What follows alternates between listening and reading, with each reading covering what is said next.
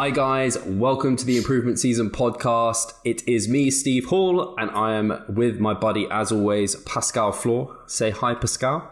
Yo, what's going on? How's it going, Pascal? Now I realize it was really my turn to introduce. Maybe we should start again. Yeah. How am I doing? Yeah, I'm a little bit sick.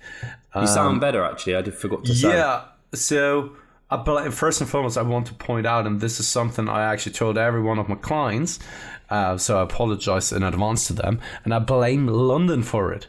Yes, I blame London for it. It's all London's fault. Probably because of Brexit and everything that is going on there. That made me sick. Trying to get you out. Yeah. I think it is still the after effects of the London trip because it came at the end of the week, like last week. And yeah, just a little bit of a cold now. And it didn't really help that having a 2.5-year-old at home who's also sick at the same time. Yeah, right. So, didn't really feel that fresh here this week. So that's basically my week. Everything is just painful. My knee, my hip, my back. Yeah, I'm a wreck. I was saying this to you. It's weird how it's all kind of... It's weird in some ways, but I think it's very fortunate in that this is a silver lining, that it's all landed within like your maintenance phase, because... It's not because you're maintaining that this has all come up. It would have been worse if you were dieting, but it maybe is because you had put yourself under so much fatigue and then your body's just like, bleh. So maybe it's good. Well, I think we both said it's good. It's coinciding now. It's just a case of we don't want it to continue. Yeah, absolutely. And this is something I said to you as well on the voice messages, that I really do hope that all these things get sorted before I actually start my contest prep. Because the way I am right now, starting a contest prep, I don't know, it would be something like the last time I tried, right? That I was simply not in the best position to do so. Yes, you can try it, and yes, you can actually try to push through it, but is it a good idea? Just from an objective perspective? Not really. So I want to actually have everything checked before I'm starting. And this is also the reason why I did the diet before the diet, to actually be in a good position for the contest prep and not be in a wreck position. Because it's definitely not getting, well, not definitely, but probably not getting better when I'm in a severe caloric deficit and the leaner and leaner I'm getting. It's not the place where the body is actually in the prime position to recover from injuries and all that kind of stuff. But the good thing is that I have a lot of appointments here in the next time. It's the end of the year. I don't know if that's just something that I was just procrastinating about over the entirety of the year, to just push it to the end of the year to then see some doctors. So I went to the dentist this week. Then I have an appointment next week for my hips and knee. This is not the doctor who looked at my hips and knee before the surgery and after the surgery. However, I will go and see that doctor as well on the 17th of January 1st, because getting an appointment here for orthopedics is just like a pain in the ass. But I want to try actually different orthopedics this time around, just to see whether there is a really competent guy out there. Also, I'm trying to get hold of a different clinic as well, who's then looking at my back and my neck. But I still haven't really reached out to them, so this is me kind of procrastinating as well on that front. But this is something I'm planning to do, to get that checked as well. Blood work you're doing? Blood work. I will get blood work done now tomorrow, which will be when you're listening to that last week. And tomorrow, before I get my blood work done, I will get a long-term ECG attached to my body. I will pick it up in the morning time, wear it the entirety of the day, and then deliver it, just to get my heart checked as well. Because as I already mentioned, I think 2 episodes ago, that I have... on the short-term ECG, there was an indication for heart arrhythmias, which is not the best thing, obviously. And this is definitely something you want to get checked can be that it was just a coincidence that in the short-term ECG, that's why you're then doing a long-term ECG to see whether there is an underlying issue with your heart, and hopefully not. I mean, that would suck. That would suck big time. Yeah. I mean, with all the other things, this is something you can probably fix, right? With, I don't know, a little bit of knee pain, a little bit of shoulder pain or so, or work around. But when it comes to your heart, and I don't know, when there's, I don't know, a little bit of hypertrophy of the right ventricle, because it came from the right ventricle, which is not uncommon in endurance athletes, but it's not really that common in strength athletes or physique athletes. I don't know. Maybe if you've done too high of volume, I don't know. all the hit are the right ventricle hypertrophies as well. But this is definitely something you want to get checked on. It wouldn't be fun if that's actually the case. I looked into a lot of scientific data on that when it comes to right ventricle hypertrophy in athletes, and it's still a little bit unclear whether it is something to be concerned about or so, because hypertrophy of the heart is quite common in athletes, but when the arrhythmias set in, whether this is also something to be concerned about, or whether this is just a byproduct of the heart being more efficient, right? Because it just contracts a little bit more and harder, and then it just needs to set out because the last contraction was too hard, and it don't need to pump that next beat or so, if that makes sense. Yeah, it's just, I mean, at least you know about it and you're getting it tested, so then you can be aware of it, and then if there's anything you have to do to manage it, at least you know. I hate to think how many people do this and they're clueless. Like, I don't know, I feel like I'm clueless. I don't know if my heart needs testing or anything, but I guess you said, actually for the listeners, what made you kind of look into it? Did you get it tested randomly, or did you have a reason? Do you have any reasons to believe it would be a bit funny? No, so it's quite interesting because right before my surgery in 2016, end of 2016, so it's not that long time ago, I had a short-term ECG as well, and nothing flagged up there. And it was for my surgery, basically, just to get a check there, blood work done, send it over to the clinic as well. So just an overall check before going into a surgery. Nothing flagged up there. So the last time with the short-term ECG, it was at the clinic for my mother-in-law. Went there because I was really feeling sick. It was, I think, in August or so. And in August and July, I had a couple of days and weeks where it was just like, I don't know, one day to the next, I was feverish. I needed to lie down and was just sleeping the entirety of the day.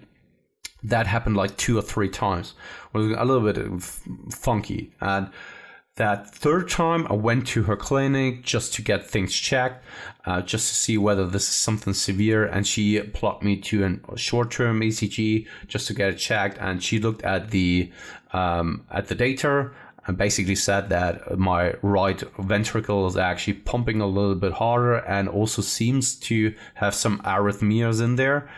And she just recommended me getting it checked with a long-term ECG just to outrule whether there is an issue going on or not. And it's quite funny because, I don't know, there was never anything in my life when I was alone where I was just like, no, let me put it differently. I've talked about it in the past that I took a lot of drugs, drank a lot and stuff like that, right?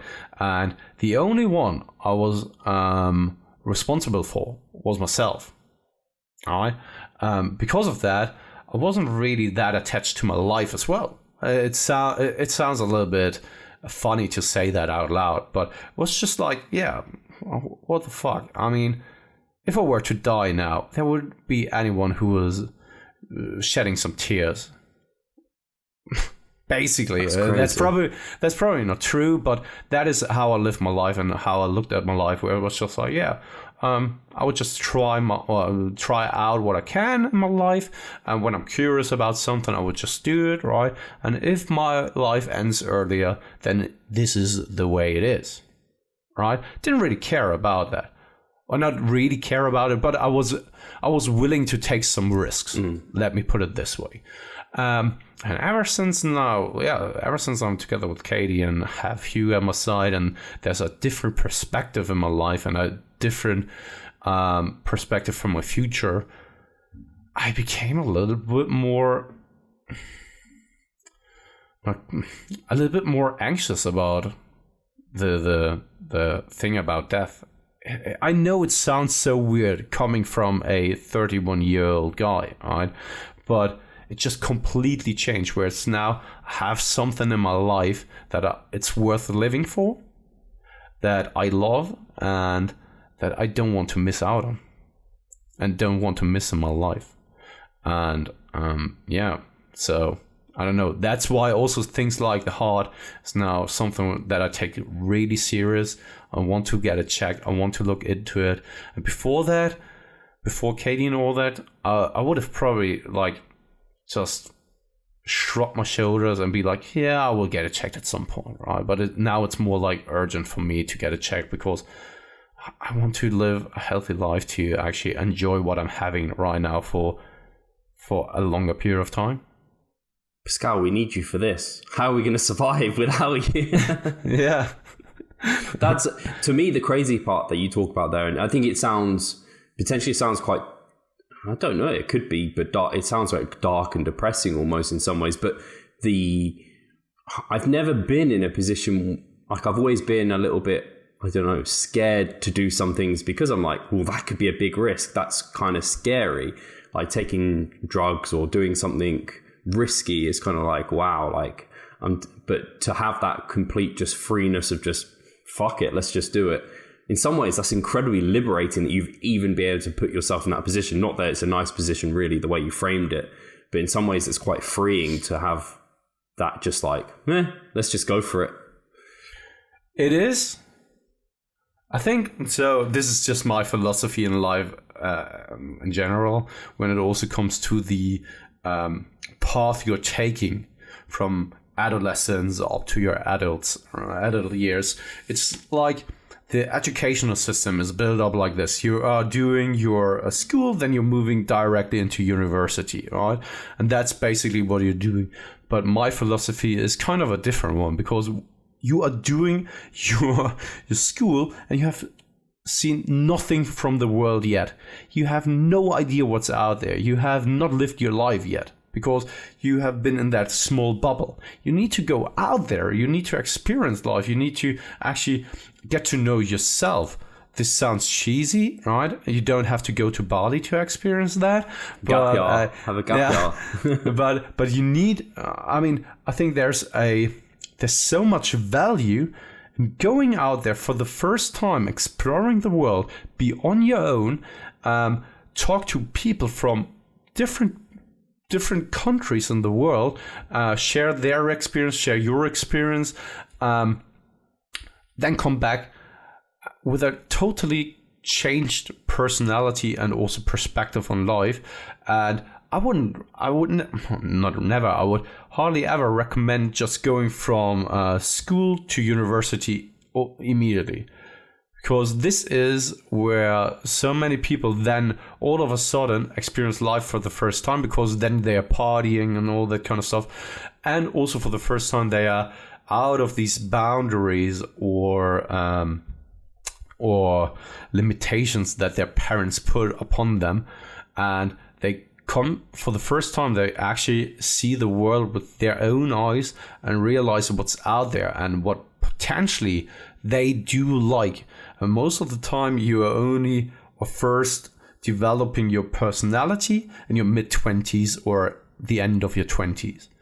And before that, many things are just made up by emotional decisions, which is not necessarily bad, but finding what you want to do for the rest of your life is pretty hard. Some people do that. I know people, it's quite crazy and it's quite impressive, who know from like their adolescence years, like, okay, this is what I want to become. I want to become a doctor.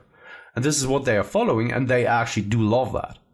But it's the minority of people, actually. And I think that it's important to get out there. And I'm quite happy, so to come back to the point, I'm quite happy that I lived a lot when it comes to just exploring things. I worked in so many different industries.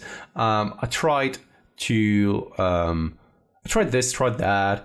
I was just curious by nature and just tried things and failed miserably so often. But because of that, I think I came to the point where I'm just like satisfied with myself, quite in balance, I would say. Of course, I have my struggles as well, but I can now build something more foundational and fundamental, instead of these people which you are hearing about who haven't done this in the past, who get to their 40s or 50s. They have some responsibilities not only for themselves anymore, but also now for kids, for a wife, and they are just leaving them because they now come to the point where they are just like, okay, I have missed out on so many things in my younger years, and I need to now do it instead of having done them in the earlier years. And now I'm now at a point where I'm just like, I don't care about going out celebrating anymore. I don't want to be drunk each and every single night, because I have done that for years on end, right? And that is just, for me, now boring and not worth it anymore. Now I can actually go down more that conservative route, which is now more appealing to me. Pascal, it sounds like you're predicting my future. The midlife crisis of Steve. Yeah. Because I literally probably had the exact framework that you just lined out in terms of school. Then I went to university. I haven't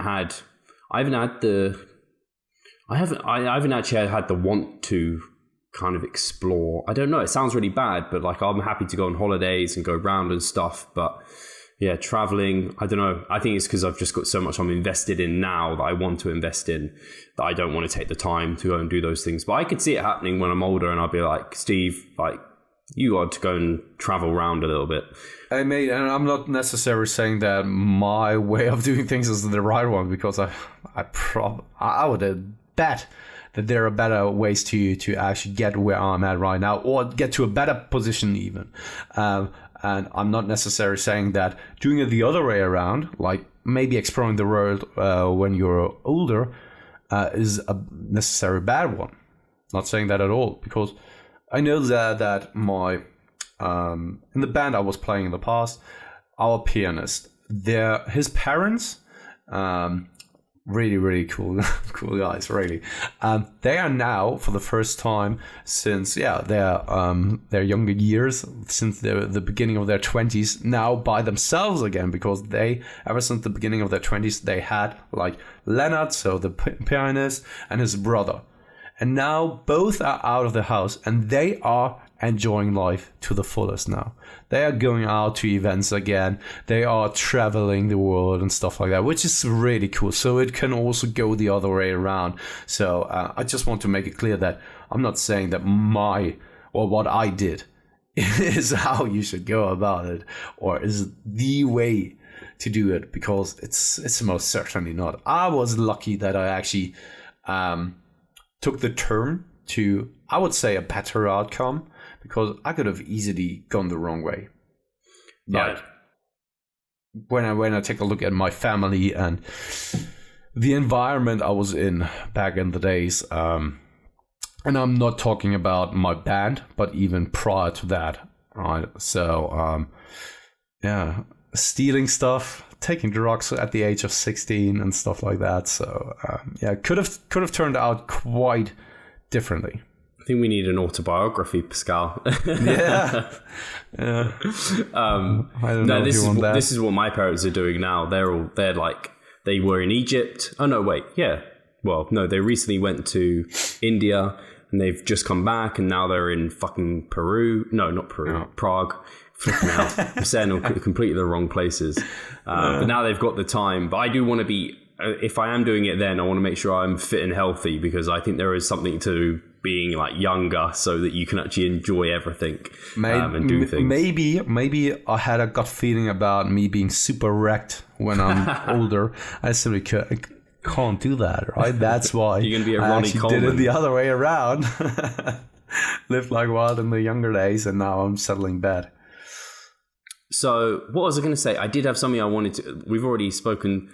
I don't even know that was somehow related to what we were talking about, but it kind of came out of nowhere.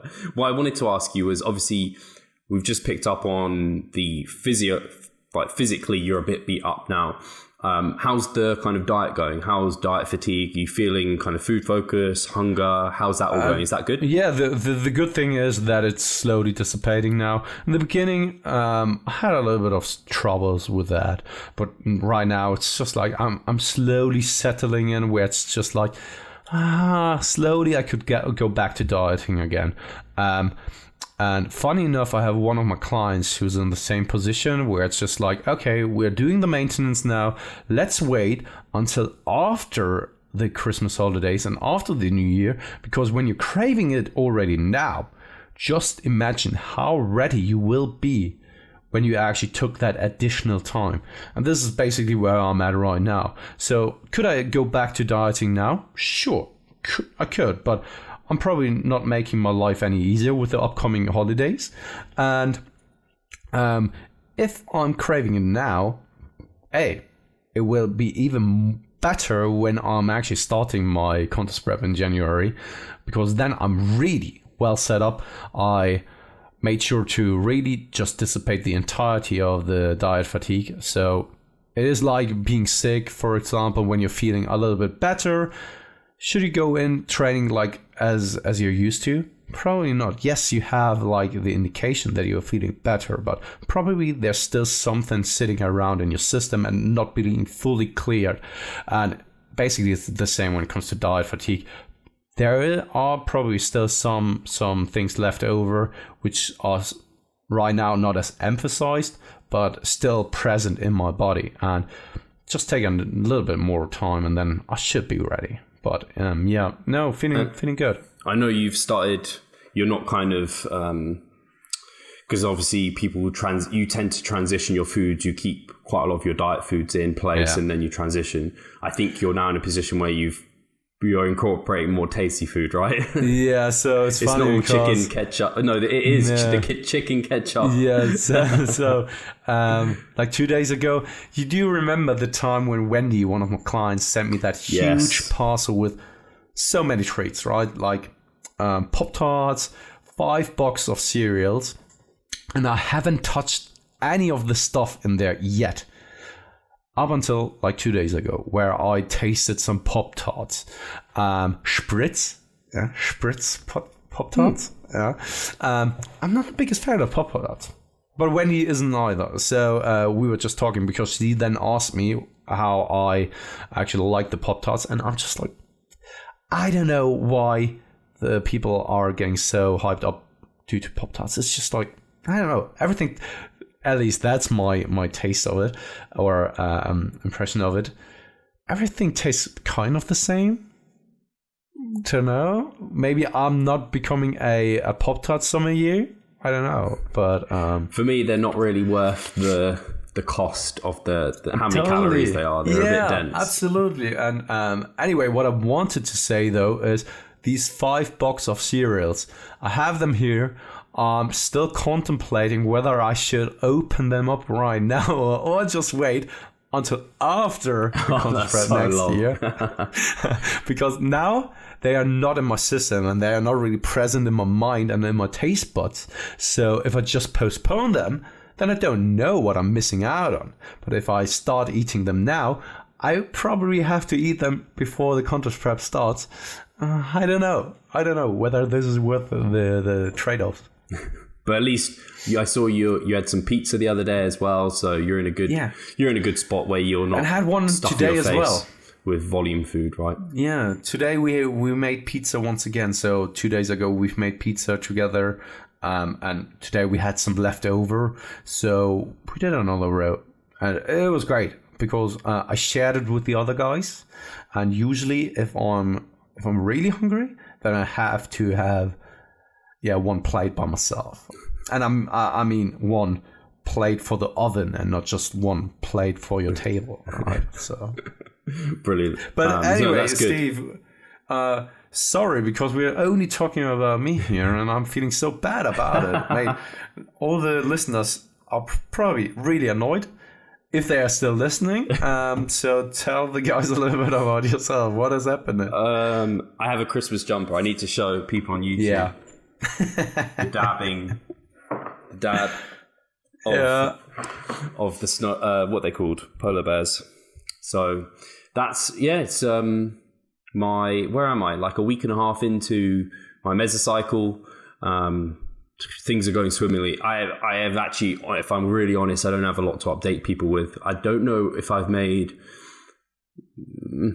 no major adjustments. I think I've increased my calories by 100 each day. That's about the only thing. So I'm just moving into the 190s now, in the low 190s. I have been playing around with a few supplements for my sleep, and it's really hard. So I am personally not the biggest fan of supplementation, full stop. I know you're the same, Pascal. We're kind of like, because there's just not that much.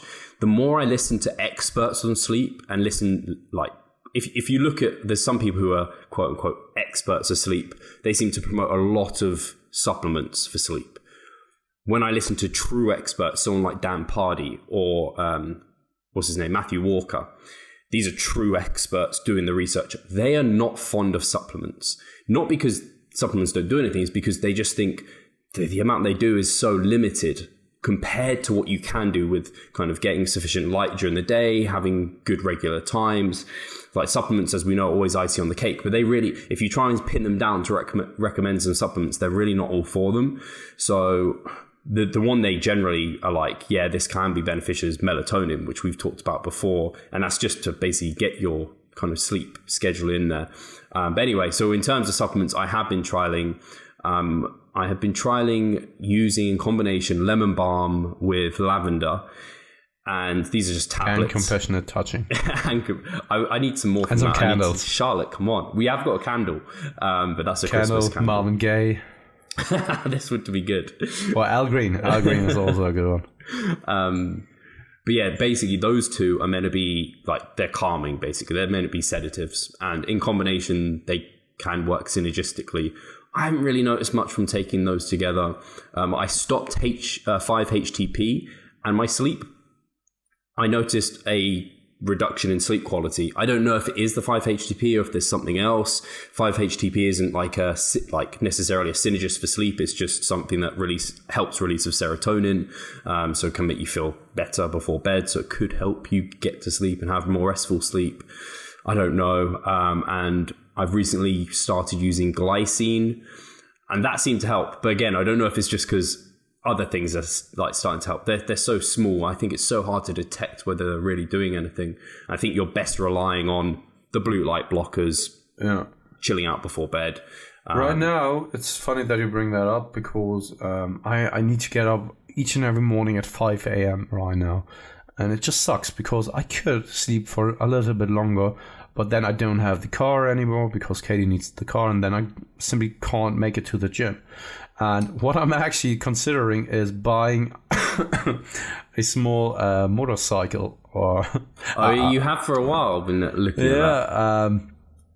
Just to get there, and just to be able to sleep a little bit longer, because that's how I value sleep as well. Just to get in like 1 to 2 hours more. Yes, it is then an investment I need to do somewhere else. But money is something that will come and go, but sleep you will never get back.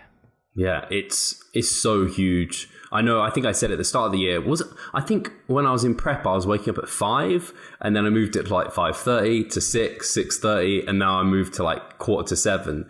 So I'm in bed at like 10:30 most nights, and then I get up at like 7. So I'm in bed for a good amount of time. And actually, it's funny, I was recently listening to a podcast, and I was always confused with like, what do they report in studies? Do they report how long you're in bed or how long you're asleep for? Because you could be, there's wakeful times during the time you're asleep. And in general, when you hear the recommendation of 8 hours, that's in bed for 8 hours. That isn't, you don't have to be fast asleep for 8 hours. Most of the time, yes, you need a certain amount of sleep quality. So that was nice to have learned that. But yeah, I'm looking into, it's funny because for Christmas presents, people keep asking me and I'm like, maybe I could get like, have you heard of the Aurora ring? It's like a ring that monitors your sleep. It's I think well you told me about it. Yeah, it's way too expensive. And then there's like, what is there? A chili pad. Like you can put that in your bed. It's like a cooling pad, nice. Yeah, which for me would be really good because Charlotte gets cold and I'm just boiling. What else was there? There was something else. I think I want some new, better looking blue light blockers. I don't even know why. Mine are broken, but they do the job. But yeah, I was saying to Charlotte the other day, I'm just incredibly fascinated by sleep. Like I just want to learn everything there is about it because I don't know, you're asleep for so much of your life. Like I don't know, it's an important part. So yeah, that's what I've been doing. Deadlifts still going well. Squats going well. Squatted just this morning. They seem to be feeling pretty well. Something I need to catch myself on, and I was like, Steve, don't do this, was because I'm doing the controlled squat all the way down. When it's getting hard, and I think I might have slightly done it on maybe a rep or so on my first set, I used the stretch reflex. I'm like, Steve, no, that's not what you're meant to be doing, because that completely defeats I'm not progressing then. I'm kind of, that's like using momentum or something, the equivalent of. So yeah, but that's what I'm doing right now. I'm really pausing now at the bottom of the squat. That in conjunction with just me not having squatted for a while, I just need to reduce the weight by such a huge amount. But anyway, so because of my knee flaring up, because of the hip, I'm trying to not go as deep, not getting that stretch reflex, because I always had the feeling that my muscles weren't really the limiting part, but more so my bone structure on my hips, that I was really more so bouncing off of my hips instead of my muscles having that stretch reflex. That's why I now try to limit the depth and really go down really super slowly, pause, and then reverse. And that seems to be a little bit better on my knees and my hips, which makes sense when you really think about it. Yeah, I think that you see it all the time with bodybuilders. They get more and more towards isolating muscle groups, slowing things down, pausing the machines, because like the systemic fatigue that it brings by using the loads that they're now so strong with, it's just not worth the cost. Yeah. So that's cool. And last but not least, how are the rack pulls going? Rack pulls are brilliant, really good. And I'm now incorporating a lot of overhead press for shoulder health purposes. The front raises, right? Front raises, sorry. Yeah, front raises. Yeah, totally. No, absolutely. Actually, I go into a rack pull and I bounce so hard at the bottom, I can just about front raise it and then come back down. Yeah. And your traps are growing massively because of the stretch. So, oh dear. Sorry guys, sorry for the around here. There was actually some really cool feedback. I posted it on Instagram as well, and there was good feedback on YouTube. It's nice to have the discussion. I think that maybe I phrased it wrongly the last time, because I said that I don't see any place in which it may be well suited in a hypertrophy setting, and that is not entirely the case, because you can always make the reason for an exercise, always, right? But so many of the arguments being made or comments that have then confronted what we've been saying, absolutely true. And thank you for making us aware of some things we've probably missed out and actually saying out loud. I want to throw front squats under the bus as well. Yeah, I forgot front squats. It is, but front squats I don't think deserve to be there really. I just have a hate for front squats. Yeah, and I think that everything above a certain rep range doesn't serve you any kind of, or it doesn't serve the intended purpose of building your legs, but more so it's just fatiguing your upper body most of the time, unless you're a weightlifter. There are a few people who are just crazy at front squats, but a lot of people end up, they're just like, choking me. Yeah. I mean, like most of the time, it's just like the first thing that will go is the upper body. instead of the legs, and thus you will probably never stimulate your quads or your legs to the extent that you would like to when it comes to the front squats. Should we get to some questions? I feel bad. Yeah. We're 35 minutes in already. God damn. Sorry, talking guys. About drugs, talking about rack pulls. We're going to get so many questions like, Pascal, what drugs did you take? Yeah, I can easily answer that on it's cocaine, it's MDMA, it's speed, and yeah. So should we delve into the questions? So from Joseph has asked, would operation scars affect ability to be competitive on stage, e.g. 4-inch stomach scar from appendix operation? I think it's a really interesting question. Yeah, it is. Do you want me to jump in? Yeah, go ahead. So this hits home because of a recent chat I've had with a competitor of mine, No Man, if you're listening to this, who unfortunately has a little bit, not a lot, but he has a little bit of excess skin from previous weight loss. And I know, Pascal, you've dealt with a bit of like having this, and he was kind of like, is this going to be like deter from my physique on stage?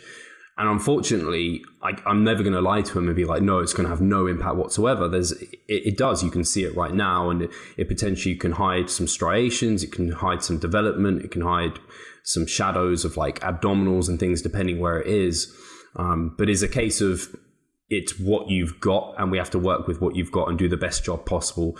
And I use the similarity of like, for myself, like I've got a wide waist. I'm always going to have a wide waist. I can't do anything about that. But I can try and build other muscle groups. I can try and put my posy in a position that's going to put me in the best position on stage. And with this sort of scarring, again, it's a case of it might, I don't know what it looks like. It might have somewhat of a deterrent to you placing as well as you'd like to, or it might impact your scoring to a small degree, very much like potentially if you had very bad stretch marks, again, loose skin, or like Pascal's got tattoos. They could potentially not be, they're definitely not a positive. They could, depending on what they are, be a negative, depending how strong they are. But I think for the most part, for a scar like that, depending how bad it is, I think you can do a lot with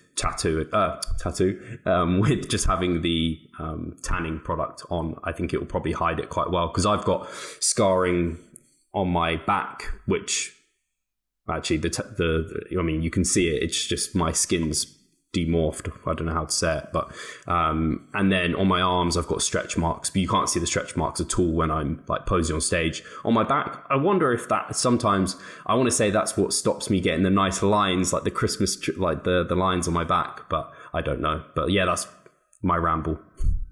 Yeah, but I think that everything you said there holds true, and I totally agree with.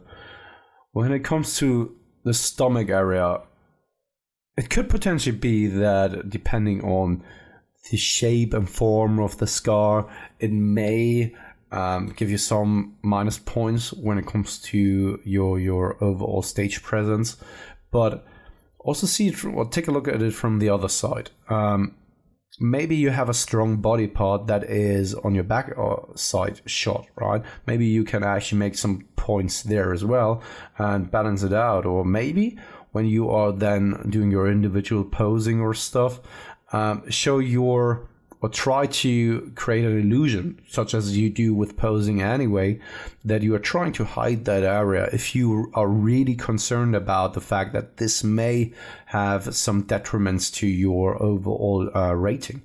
So you can always make use of the posing in it for itself to actually kind of hide it in conjunction with the tanning as well. But overall, I think with everything that may take a little bit away the focus from your overall physique, it could potentially have some downsides, such as scar tissue, such as stretch marks, such as tattoos. Yeah, I have 2 of them. So yeah, I mean, but as long as you're aware of that, right? Don't really think about it too much, because when you're really too focused on that, this could maybe people see it in your confidence when you're on stage. just pose and be really self-confident in the way you're presenting yourself. Don't let that impact you and the way you're presenting yourself. That's all I just wanted to add to what Steve has said already. I think I just brilliantly said, and just control what you can control. Don't worry about the rest. Cool. So full as muffins. We had him in the beginning. Muffins. Right? So, muffins. Yeah. Well, it's a long question. So let me just try to read all of it. Hey, I would like to hear your thoughts on using metabolite technique more often for a certain muscle group. I explain. I never felt sensation pump soreness after or following days on my lats before my last mesocycle, in which I included a metabolite technique, lat prayer superset with lat pulldowns. If I rely on pump soreness to estimate my volume training, I would have always been under my MEV before this mesocycle, which it isn't the case of course. Do you think we could benefit from doing metabolite technique on a certain muscle group more often in this kind of case? Thanks. Do you want to go? I can go ahead if you have something immediately. So I think I just want to address thinking about using soreness as your only marker for volume. I think that's a fallacy, probably. It's something that we don't want to use as our only marker.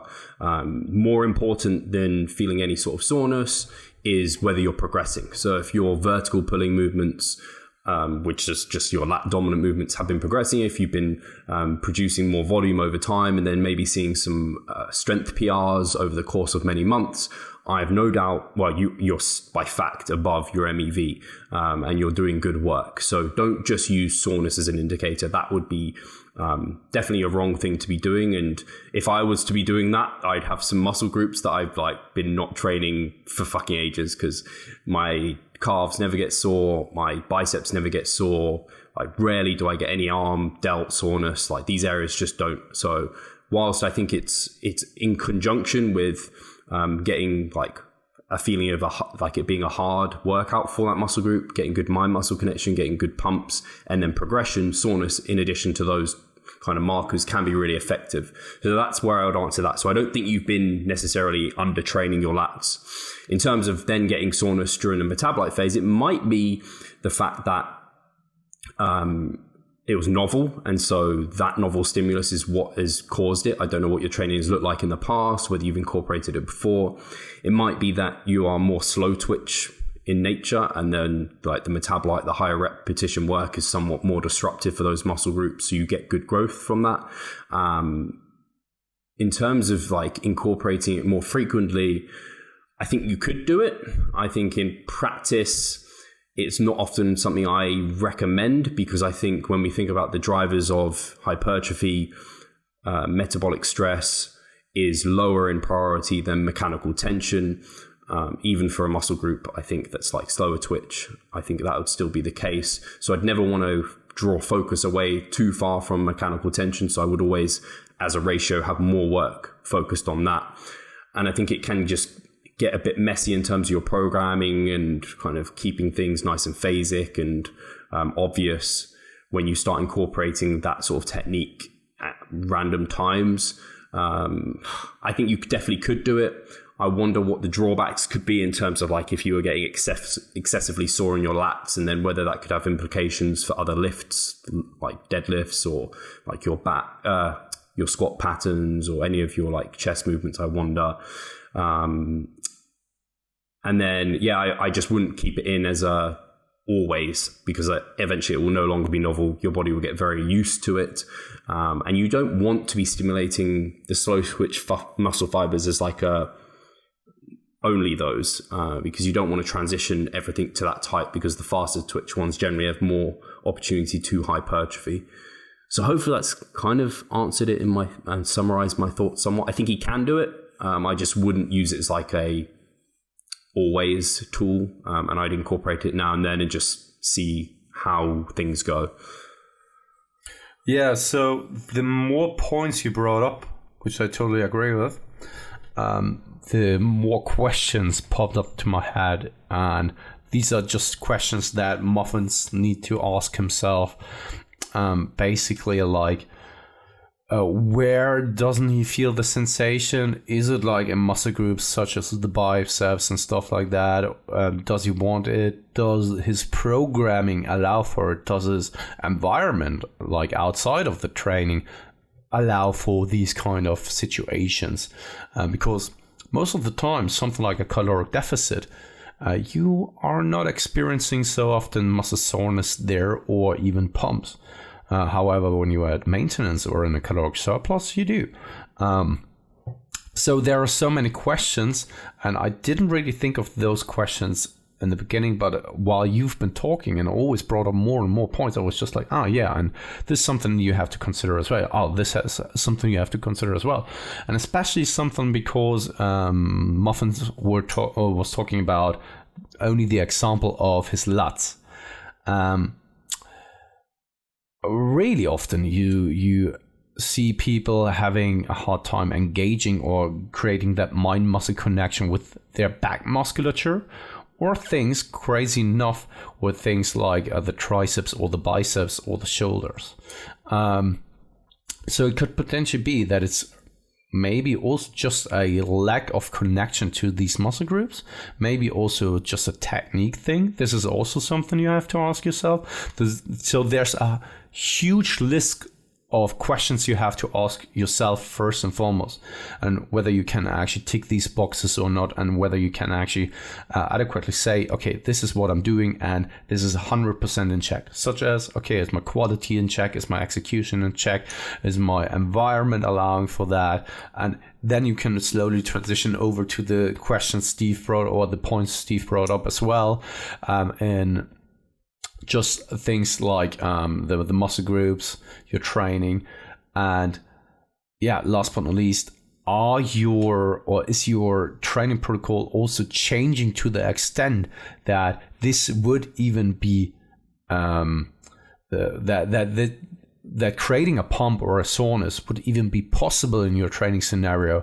What I mean by that is a novel stimulus, because of the repeated bout effect, will probably create a large amount or large chunk of soreness, whereas something you have done for the last, 3-4 mesocycles will probably not give you much of these kind of responses anymore. So there are a lot of questions that go into that, and I just wanted to bring that up as well.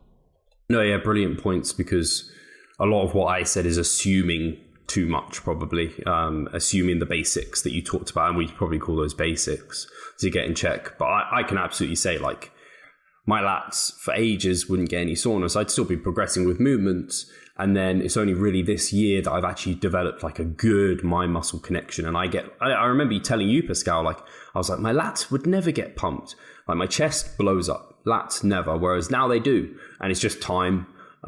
So yeah, that's something to think about. I think those points were great. So I have a client, so I can probably also say his name because it's an interesting question, and that is from Will. And he asked me this week in one of our check-ins that, when do you make adjustments to the macros based on the data that is in front of you? Have you any kind of indicators where it's just like a black and white answer of, when this happens, this is what I'm doing? Because my answer was really probably not satisfying, and I'm just sharing that with you before you're actually putting yours out, because I basically said that I take everything into consideration.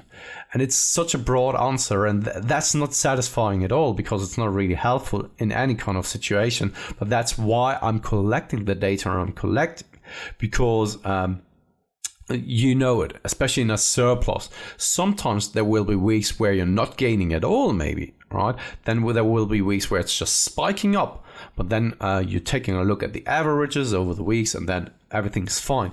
But what makes you then control or not freak out that when there's a week where the weight is either spiking or even coming down, still saying, okay, let's stick to the plan.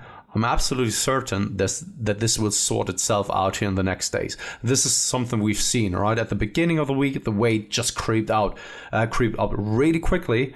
I was just like, oh, holy shit, should we actually pull back? And I was just saying, okay, no, let's stick to the plan, because everything will sort itself out. And I also said there that this is based on my experience, also a little bit on gut feeling, and the gut feeling is most of the time based on personal experience or professional experience in conjunction with just the intuition, basically. And yeah, I couldn't really give a clear answer where it's just like, okay, when X is there, Y is happening. And I don't know whether you have something else to actually say there and satisfy Will's question. So I absolutely love what you just talked through there, because it's something I really wanted to do like a joke. I'm like, Pascal, you're way overcomplicating this. If X equals Y, then do W or something. But I'm absolutely the same, because I have, and this is why something we do at Revive Stronger is we don't provide, people sometimes ask if we provide like monthly coaching.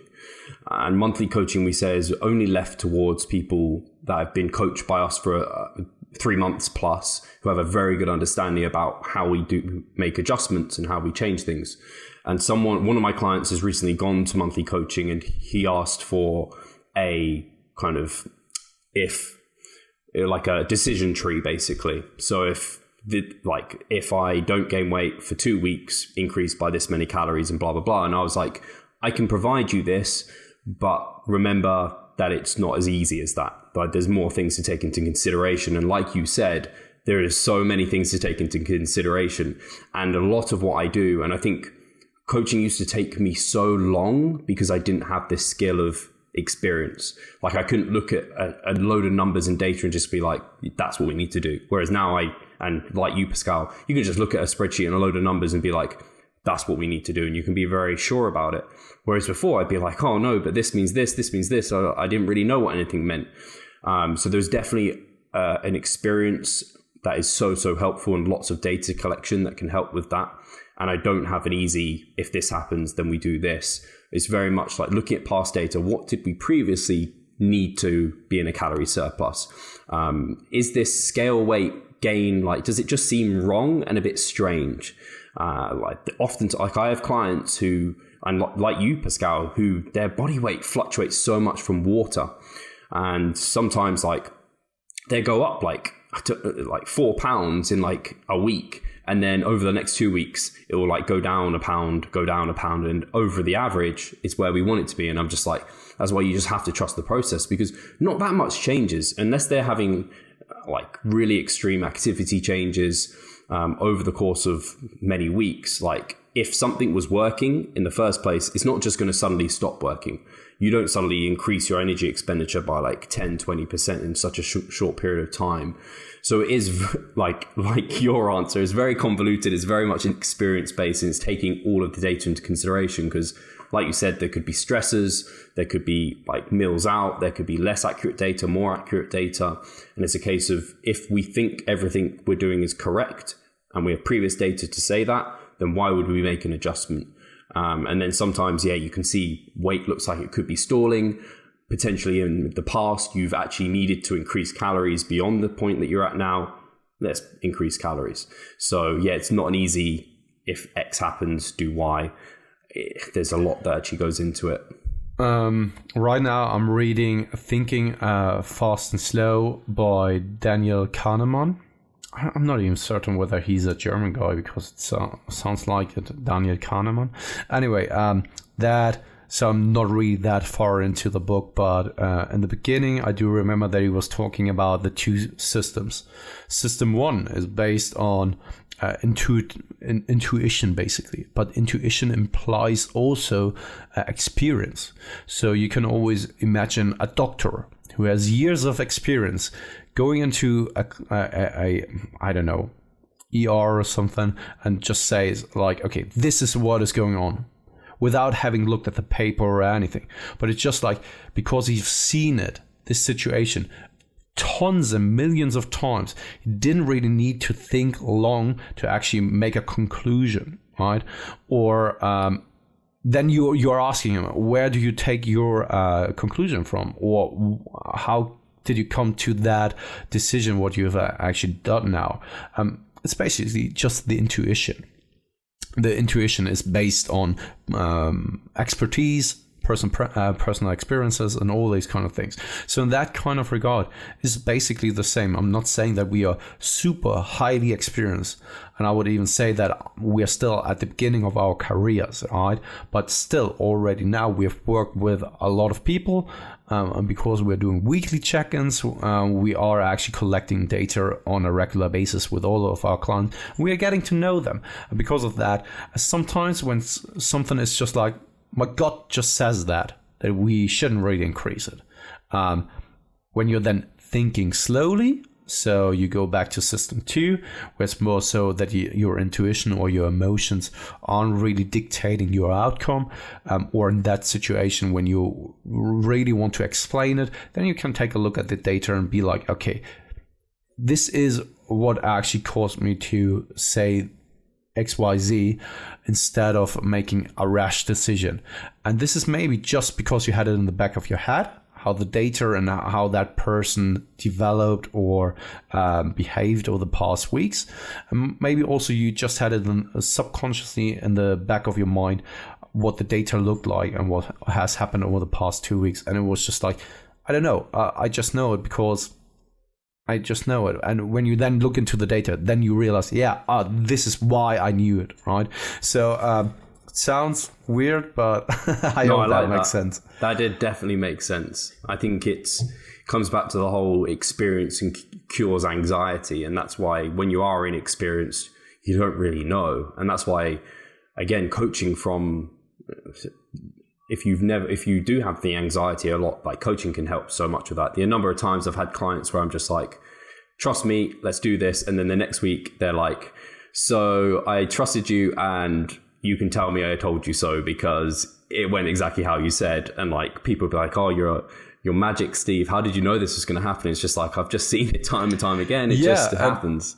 Totally, and I just want to make it even more so obvious for the people because Daniel Kahneman brings up another example, and that is, for example, everyone actually is aware of that situation, and that is, when someone else is angry. You don't have to ask them whether they are angry or not. You just know it by their expression or the sound of their voice. You just can even just talk to them on the phone, and you know that they are angry. Most likely, right? And this is because you've experienced it in your life so often that you don't really have to ask why that is the case, if that's the case, but you know it because you have experienced that or seen it so often in your life. That is basically the same thing. I need to get this book. I'm going to get it on. I'm waiting because I had the 3 month on Audible, and I finished that book like 2 weeks ago, and I'm like, God damn, I want my next credit so I can get my next book. It's so frustrating. No, but this one I'm reading, so This is not on the audiobook. The audiobooks I'm more so listening to more so entertaining kind of stuff. And when I really want to basically learn something and want to make it stick, I just have to read it. I don't know, there's just something completely different to that. You just read it because I know that it slows down the tempo of your reading, but I have my inner voice and it's just like I'm talking or I'm really reading the words out in my head. And I know that for being an efficient reader, it's not the best thing to do. But I don't know, that just sticks with me much, much better than just listening to an audiobook. And that is more so for entertainment and maybe listening to that like twice or 3 times to really make it stick. So I struggle to read for long periods of time. Yeah. I'm listening right now. So I'm listening right now to Robert Sapolsky's Why Zebras Get Ulcers. Yes, I've got the book. I've got the ebook. Yeah. But it's pretty cool. It's pretty hard cool to read, actually. Is it? Well, I say it's hard to. It's just I struggle to set like. I'm fine to like listen to an audiobook and do something, but to sit down and read something, I like textbooks, and I need to like be like, right, Steve, you're sitting down for half an hour reading and nothing else. Totally. No, that's why I also really do like audiobooks, because you can do something at the same time. For example, just walking. Yeah. That serves a purpose, but you can do something else at the same time. I have a hard time actually taking a book outside with me, reading and walking. I don't want to make notes, so I can make notes and listen, whereas right, I need to like have the textbook, have a notebook, and be like, yeah, right. So I think we came up on time. Yeah, we're an hour in now. So we only answered basically one question. So guys, we're next time we'll do like a whole Q&A. Yeah. Oh, God, Ayo. We're just rambling too much. I'm rambling too much. Well, I blame it on me being German and English isn't my mother's tongue, so I always need a little bit longer to actually explain myself. I think that's fair enough. And hopefully people have still... I think there was a lot of value in the last couple of questions anyway, so hopefully people enjoyed that. We'll say goodbye. We'll still see people... We'll still be here next Thursday. Well, I have no... well, we should be around for all the Thursdays, actually. We are releasing our one episode on the 24th then, right? Oh, yeah. So people can listen to it on Christmas Eve or on Christmas Day or whenever. That'll be very pleasant for them. Cool. Right, guys, the only plug I want to make is awesome to have seen some people receiving their clothing that they've ordered from us. We've been told the quality is really good. They fit really well. So I'm very satisfied with that. So if you guys do want to get in your orders, you need to get them in soon, because if you want to get them delivered in time, I think there's like a 2 week before Christmas, you need to get those ordered in so that they're here and ready for you. So please do get those orders in if you want some hats, t-shirts, sports bras, socks. We've got you covered. We've got you covered, bro. Yeah, everything there. Got everything. So take care. And for special orders, you just need to send us a private message, because we can't actually put everything up there, if you know what I mean.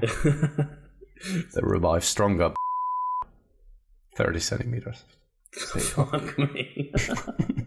If anyone listened this far, they're now just incredibly offended and are unsubscribing. I would just cut it out. Will you though? And everyone is just like, what did he say? And they're listening to this now. See you guys. Yeah, cheers.